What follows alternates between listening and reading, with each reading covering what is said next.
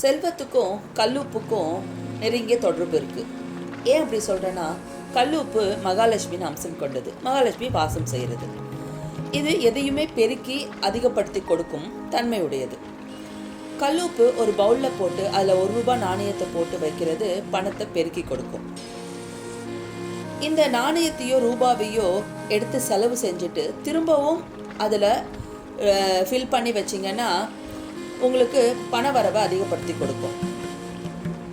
தங்க நாணயம் வைக்க முடிஞ்சவங்க ஒரு சின்ன பவுலில் கல்லுப்பு போட்டு அதில் ஒரு தங்க நாணயத்தை வச்சு பூஜை அறையில் வைக்கிறது உங்களுக்கு செல்வ செழிப்பை ஏற்படுத்தி கொடுக்கும்.